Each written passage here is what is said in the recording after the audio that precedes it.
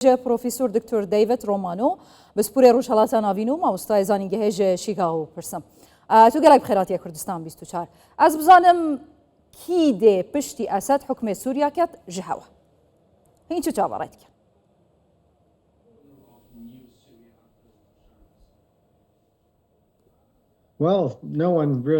کەس نازانێت بەدڵنیاییەوە دیارترین کەسایەتی جۆلانیە کە پێشتر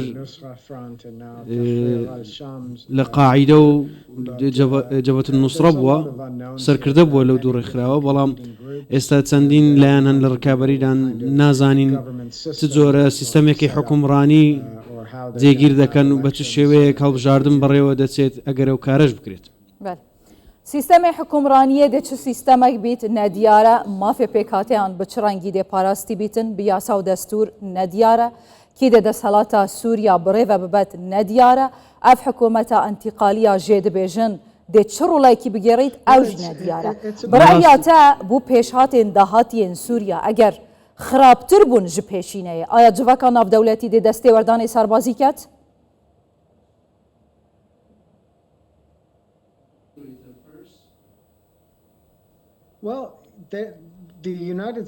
ویلایەتە یەکگرتووەکانی ئەمریکا نزیکەی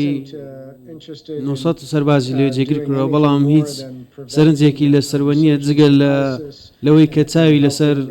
تێکشکانی داعشە بۆ ئەوەی هاوپەیمانی خۆی بپارێزێت کە هەسەدەیە و کوردی ڕۆژاوایە لایەنە نێودەوڵەتیەکان بۆ نمونە داعش چەند ناوچەیەکی لە باکووری سووریا کۆنتترۆل کردەوە و داگیر کردووە، لە لایەکی دیکە بنکە ئاسمانیەکان و ئاویەکانی سووریا رووسیا کە لە سووریا ماون ئێستا لایەنەکانی ئۆپۆزیسیۆن نانەوێت رووسیا لێ بمێنێت. ئێستا ئیسرائیل بردومانی چەند پێگەیەکی ڕژێمی ئەسەد دەکات بۆ نمونە پێگەکانی کۆکردنەوەی چەکی کیمیایی بۆ ئەوەی سووریای نوێ ئەم جۆرە چەکانەی نەبێت و لە دژی ئیسرائیل بەکاری بهێنێت. باشە دکتۆر دەیڤد چەندین ناگومانی هەیە لاانێ ناودەولەتی و هەرێمیە هەری زێدە بڕوخانە ڕژێمە ئەسەد زیان دیتی و دێڵاواز بیت لەوی وڵاتی کینە؟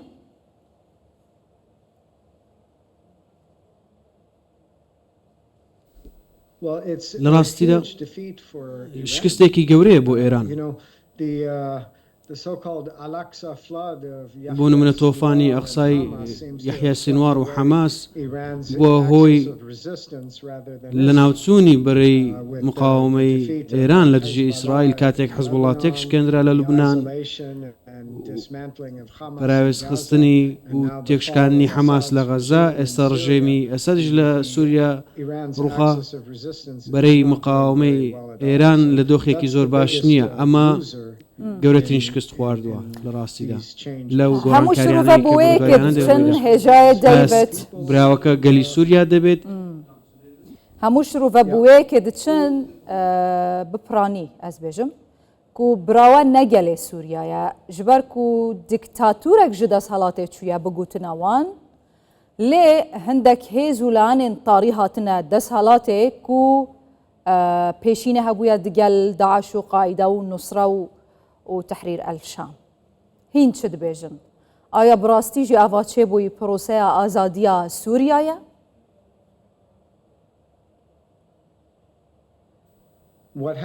ئەوەی ڕوویدا کرانەوەی دەرگای ئەو ئەگەرەیە داهاتوویەکی باشتر بێت بۆ گەلی سووریا. ئایا بۆیان دەردەکەوێت کە دەرفەتی بژاردەی نوێیان لەبەر چاویان دەبێت یان نا؟ بۆ نمونەوەکو دەستەی تەحریری شام ڕابردوویەکی زۆر باشی نییە، بەڵام ئەوان قسە ڕاستەکان دەکەن دەبێ سەیری کردەوەکانیشیان بکەن. ئایا چۆن مامەڵە دەکەن کە بە نزیکترین کات بۆمان دەردەکەوێت؟ ئەو سینارویا لە ئەفغانستانê çêbûyî wicûda 21 sala Amerîka û vekêşanê û bihatina desthilatê ya Talîban. Ev gropên henên ku bi şekil wiha xuyaya ku wan Sûriya azad kir li pişt wan kî hene em dizanin. Dibe ku hûn baştir bizanin. Lê tecrübeya Efganistanê li Sûriya jî dê dubare bibîtin bi vî şiklê heyî؟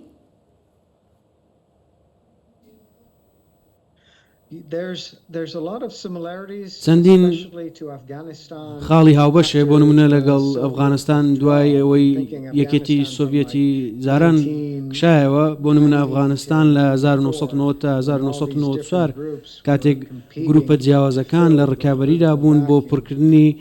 بۆشایی سیاسی ئەفغانستان هیواخوازین دەرەنجامی سووریا باشتر دەبێت بەراورد بە ئەفغانستان بەڵام هیچ گەرنتیەک نییە چەندین گروپی جیاواز هەیە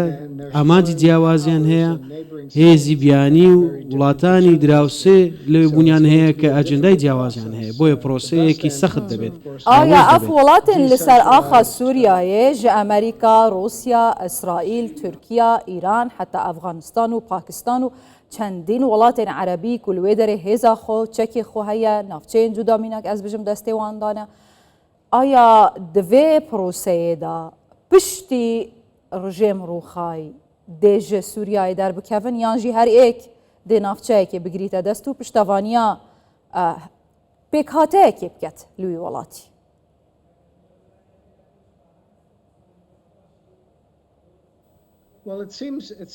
وا دەردەکەوێت کە دەستبەجێ ناڕۆن چونکە بە گوێرەی سروشتی حکوومەتی دوای حکوومەت و ڕژێمی ئەسەد دیار نییە چۆن دەبێت لەو بڕوادانیم تورکیا بەو خێراییە بکشێتەوە لەبارەی ئەمریکاش تۆزێک نادیارە دوای ئەوەی کە ترەم دێتە سەردەسەڵات باماشەوە ئیسرائیلیش چەند ناوچەیەکی ئارامی لە بەرزاییەکانی جۆلان ئێستا کۆنتترۆل کردەوە و هاتووەتە پێش سەختە بەم شێوەیە و زۆر بە خێراییش بکشێنەوە تا و کاتی بەرژەوەندەکانیان زامن نەکەن چارەنویسێ کوردان دێ سووریا داهاتیدا هین چ پێشبینیتکەن جهێ کوردان لێ سووریایê دێکیڤە و چاوابیت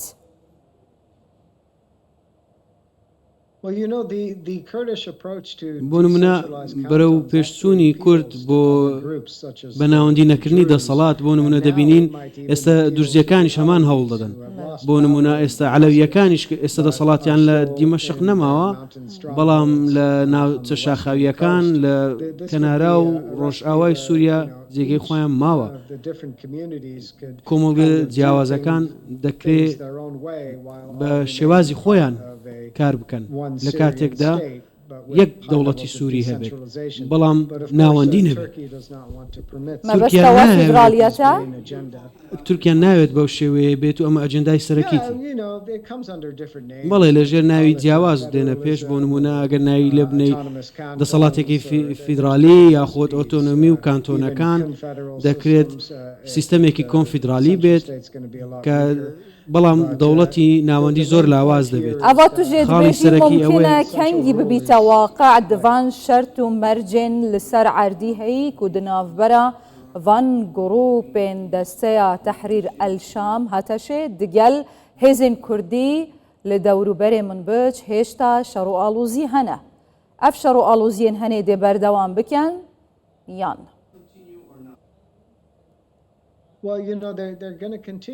بەردەوام دەبن تا کاتێکی دیاریکراوە بەردەوام دەبێت بۆ نمونە تاو کاتەی تورکیا لە ئامانجەکەی خۆی بەردەوام بێت ئەویش هەڵوەشانەوەی ئیدارەی کوردیە کە ئەمریکا دێڕێکی بدات بۆ جەلانەوە دامەزرێنراوە ئەمریکا دێڕێکی بدەتن ڕێڤەبەریە خۆساری ئەنژێ ئەو ناوچێن دەستێ کوردان لە ڕۆژاوا و باکووری ڕۆژهەڵاتی سووریا ji destê wan bêne derxistin û bikevne destê van gropên ser bi Tirkiya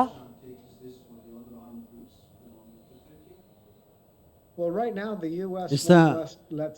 ئەمریکا لە حەسەکە کۆبانێ و قامشلی ڕێگە نادات داگیر بکرێت بەڵام لە منبەژ و تەلڕەفعات گەڕەکەەکانی دیکەی حەلەب لەوانەیە پشتگوێ بخرێت دەگەڕێتەوە سەرەوەی چ شوێنێکی ناوچەکەی ئێمە باسی لەسەر دەکەین کاتێک ترەمپ بڕیاریدا هێزەکانی ئەمریکا بکشێنێتەوە ئەو کاتە ئەو گەرنتیە نامێنێت ڕێگایەکی سەختیش لە بەردەمیان دەبێت gelek spas پرۆفیسۆر دکتۆر دەیڤێت ڕۆمانۆ بسپورێ ڕۆژهەڵاتە ناوین و مامۆستای زانگەهەیە ژە شیکاگۆ یا ئەمریکای. My pleasure. Thank you.